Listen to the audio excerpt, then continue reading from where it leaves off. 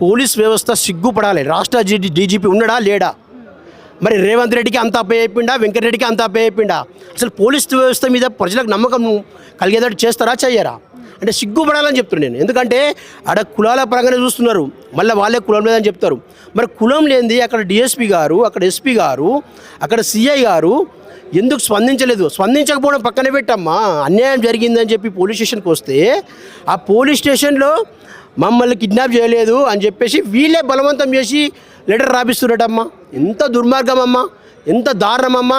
మరి ఈ పోలీసు వాళ్ళ ఇంట్లోనే ఎవరికన్నా ఆ సందీప్ రెడ్డి రాపిస్తే ఊకుంటే రానంటున్నాను నేను. మరి వెంకరెడ్డి ఇంట్లో వాళ్ళ రాపిస్తే ఊకుంటారా అంటున్నా నేను. మరి వాళ్ళకి ఆపియాలి కదా, మరి వాళ్ళ కొడుకులకు వాళ్ళ పిల్లలకు ఇదే విధంగా చేస్తే వాళ్ళు ఊరుకుంటారా అంటున్నా. అంటే బీసీలకు ఒక న్యాయము, ఎస్సీ ఎస్టీలకు ఒక న్యాయము.